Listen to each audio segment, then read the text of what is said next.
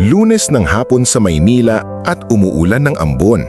Yung tipong nagpapakintab sa aspalto pero hindi sapat para magpayong ang mga taong nagmamadaling makauwi. Sa kahabaan ng Kalayaan Avenue, may bagong bukas na kainan ang nagngangalang Sarsa and Stories. Mabilis itong sumikat dahil sa wood-fired kare-kare at Instagram-perfect na ambience. Bare bricks, Edison bulbs, indie folk sa background. Sa labas ng glass facade, nakatayo ang 20 anyos na si Kiko Ganaban. Payat, maikli ang khaki polo, itim na backpack na kitang-kita ang lumang tahi at buhok na kulot na parang mas piniling sumuway sa suklay.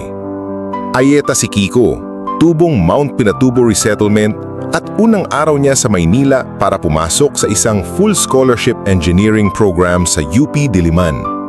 Galing siya ng dorm orientation, gutom na gutom, at nabighani sa amoy ng iniihaw na talong at sitaw na dumadaloy palabas ng mahamog na pintuan. Nang hawakan niya ang door handle, biglang sumigaw ang shift supervisor na si Ronald. Matangkad, naka-navy button-down, nakabukaka ang tikas na parang timon ng barko. Itinukod niya ang braso sa pintuan at nagtaas ng palad sa mukha ni Kiko. Bago tayo magpatuloy sa ating kwento, i-comment sa ibaba kung saang lugar kayo nanonood para malaman ko kung saan umabot ang video ko. Kung baguhan ka pa lang sa channel ko, huwag kalimutang i-like at i-hit ang subscribe button at pindutin ang notification bell para updated ka sa mga episodes ng inspiring stories ko araw-araw. Sige, tuloy na natin ang kwento. Boss, fully booked kami. Private event. Napakorap si Kiko. Ganun po ba kuya? Hindi naman ako magtatagal. Isang order lang sana ng... Sorry sir, house rules. Sabad ni Ronald. Nilakasan pa ang boses upang maginig ng kasamahan niya. Wala kaming walk-in ngayon, lalo na kung... wala kang reservation. Sa loob, natigilan ng mga nakaupo. May 4 na foreign consultant na kumakain. 2 babaeng middle manager na natangguan lang si Kiko. At si Trisha Bautista, food blogger na nakataas agad ang kilay. Ramdam ni Kiko ang sulyap ng iba na may halong pagtataka at paghusga. Umuugong na rin ng maliit na motorsiklo na nakapark sa likod niya. Pahiwatig ng delivery riders na mas welcome pa yata kaysa sa kanya. Hindi na dapat pinansin ni Kiko pero kumalabog ang tiyan niya at kumalampag ang alaala. Mga panahong pinagbabawalan siyang pumasok sa palengke noong ulong gapupanong bata pa siya dahil marumi raw ang mga katutubo. Ngunit mayong college scholar na siya, una sa kanilang komunidad matapos ang 40 taon, ayaw niyang malunod sa hiya. Kinuha niya mula sa bulsa ang ID na kakaprint lang kanina, University of the Philippines Oblation Scholar. Kita sa litrato ang suot niyang kapeng bahag noong mismong awarding sa Ayeta Village. Proud na proud siya at ngayon ay naglalakbay sa kanya ang maliit na plastik na katibayan ng pangarap. Kuya, mahinahong sabi ni Kiko, kung private event po, bakit may ibang customers? Scholar ako sa UP, may QR code pa yan, pwedeng iscan kung kailangan.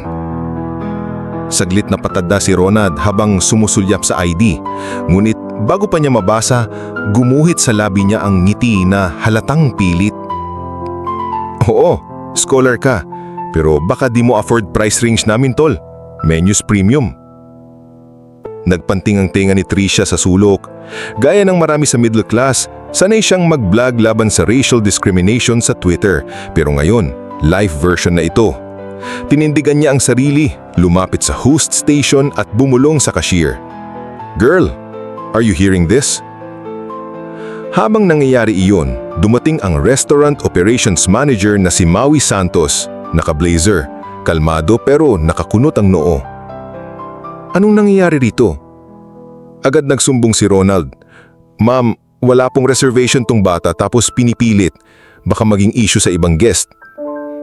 Tinignan ni Maui si Kiko mula ulo hanggang paa, hindi bilang paghuhusga, kundi para tasahan ang sitwasyon. Napansin niyang nanginginig ang mga daliri ni Kiko sa strap ng backpack, not because of takot, kundi sa pagpipigilan ng emosyon. Sir, pasok muna tayo at mag-uusapan natin. Hindi umig si Ronald, ngunit bakas ang inis. Pinabuksan ni Maui ang side door, Pagkapasok, tumingin sila sa isang bakanting lamesa. Sininyasan niya ang waiter. "Water muna, please." Lumapit si Kiko, bakas pa rin ang tensyon. "Pasensya na kung istorbo. Walang istorbo kung ganyan kabigat yung bitbit mo." Tinignan ni Maui ang backpack. "Scholar, galing kang biyahe." Tumanggo si Kiko, nahihiya. "Opo, di ko naman intensyon mag-cause ng trouble, ate. Gutom lang talaga ako. Akala ko kasi..." Hindi pa tapos magsalita si Kiko, bumalik na naman si Ronald. "Ma'am, confirmed na may reservation si na Ma'am Trisha at consultant sa 3 mesa. Wala na pong space para dito." Maui raised her eyebrow. "Ronald, ilan pang available seats sa patio?" "2. "Good. Sir Kiko, doon tayo sa patio. On the house ang unang putahe." Napatangaw si Kiko, nagulat. Ngulit bago pa nga man sumigay ang ngiti, bumuga ng hangin si Ronald. "Ma'am, baka di naman niya ma-appreciate yung craft kare-kare natin. Imported oxtail yun, pricey." Doon na pumatok si Trisha sa kabilang lamesa. Tumayo siyang may hawak na phone na nakaharap na sa video mode.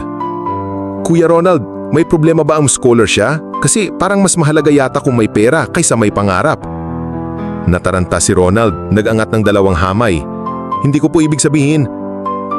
Pero huli na, naka-live sa Instagram stories na @TrishaEats ang buong tagpo.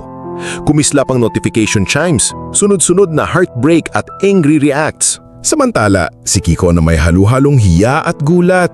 Ayaw niyang dumaki pa ito. Ang pakay niya lang ay kumain at umuwi sa dorm bago mananakip ang gabi. Ngulit may kung anong nag-udyok na magsalita siya. Hindi bilang biktima, kundi bilang tinig ng kinatawan ng mga batang katutubong mahilig mangarap. "Kuya Ronald," marahan niyang sambit. "Kung presyo po ang issue, kaya ko po magbayad.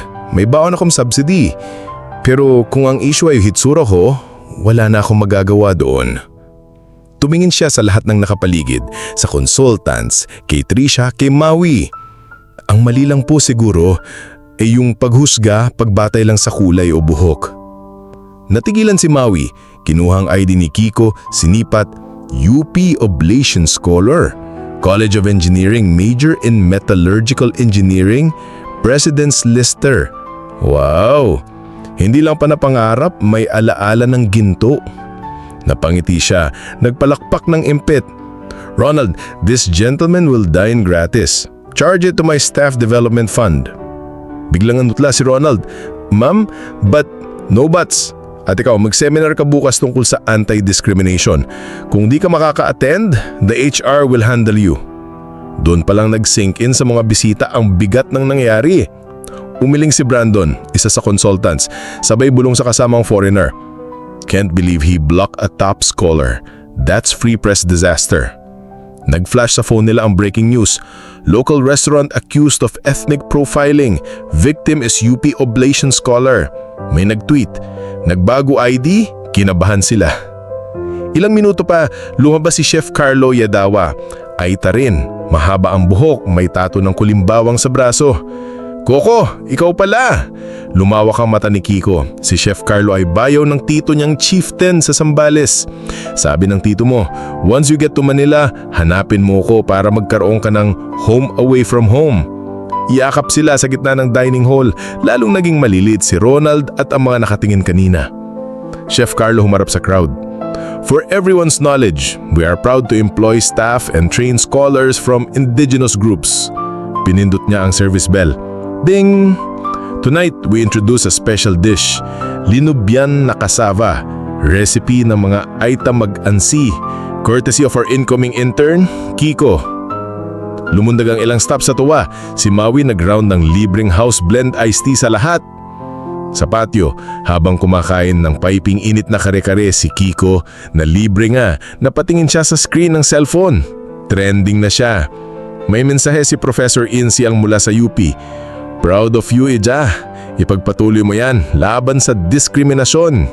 Kasunod ng text ng nanay, "Anak, anong balita? May video ka raw sa internet?" Sinagot niya ng selfie. Nakangiti, may bit-bit na mangkok ng linubyan at caption, "Ma, kumakain na po ako, libre." Samantala, sa loob ng opisina umiiyak si Ronald. Hindi dahil natanggal siya, hindi pa naman, kundi dahil nasampal sa ng katotohanang ang dangal ay hindi makikitaan sa presyo ng pagkain. Tinapiksan ni Maui sa balikat. Ayusin mo yan bro, lilipas ang bad review, pero pag di mo inayos ang puso mo, masisira lahat. Makalipas ang 1 linggo, bumalik si Kiko. Ngayon dala na nga ang ilan niyang kaklase sa dorm. Igorot, Maranao at Tagalog. Sinuot ni Ronald ang bagong Sarsa and Story Spin na kulay bahaghari, simbolo ng inclusivity. Siya mismo ang nag-seat sa grupo, may ngiting totoo na. Welcome back, Engineer Kiko. Reservation for 5, special request, daw extra rice. Nagkatinginan ng lahat sabay tawa. Oo kuya, sagot ni Kiko. At kung pwede kuya, gusto ko sana mag-apply part-time dishwasher. Sayang din, may allowance na dagdag. Napanganga si Ronald. Scorer ka na, magde-dishwasher ka pa. Tumawa si Kiko. Bakit hindi? Ang inaabot ng kamay ko, hindi lang pangarap, itlog din ang pinggan. Lahat nagtawanan. Chef Carlo na nakikinig sa likod, kumaway. Simula next week, training ka sa kitchen. Tuturuan kitang gumawa ng sauce pang linubyan na pwedeng i-export. Sa mesa, habang sumisisid sila sa humahalimuyak na kare-kare at sinigang na hipon, tumingin si Kiko sa glass facade na minsang nagsara sa kanya. Ngayon ay bukas na bukas at sa labas may batang naka-uniform, kulot din ang buhok, nagmamasdan. Binuksan ni Ronald ang pinto at walang atubiling yayaka.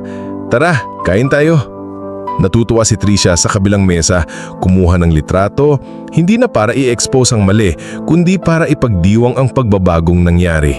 Nag-type siya sa caption, "From a single gatekeep to a gate opening, the power of one brave ID." Sa loob ng 1 oras, libu-libong netizen ang nag-react. Hindi dahil viral ang diskriminasyon, kundi dahil viral ang pagwawasto. Sa huling sandali ng hapon na yon, hinimas ni Kiko ang ID sa dibdib. Hindi mahalaga kung gwapo siya o maitim, kung kulot ang buhok o hindi. Ang importante, sa bawat paglakad na sa mundo, dala niya ang pirasong plastik na iyon. Hindi para ipang-angas sa harap ng iba, kundi para ipaalala sa sarili niya na may obligasyon siyang bumalik sa komunidad, gumawa ng mas maraming pintuan na hindi isasara sa susunod na kabataang katulad niya. At sa gilid ng kanyang isip, tumimo ang simpleng aral. Minsan, sapat nang ilabas mo lang ang pagkakakilanlan mo, hindi para magpatahimik ng mga naysayers, kundi para gisingin ang konsensya ng marami na matagal nang natutulog sa lamig ng panghuhusga. Sa ganitong paraan, ang bawat pinto, restaurant man yan o puso, ay may tsansang bubukas basta't may maglalakas loob katok ng may dangal at ngiti. At dito nagtatapos ang ating kwento. Nagustuhan mo ba ang ating kwento? May aral ka bang napulot? I-comment sa ibaba. Kung na-enjoy mo ang kwento natin ngayon, i-hit ang like button at huwag kalimutang mag-subscribe. Ang suporta nyo ay ang inspirasyon ko. Kita-kits bukas ng umaga, kaya stay tuned!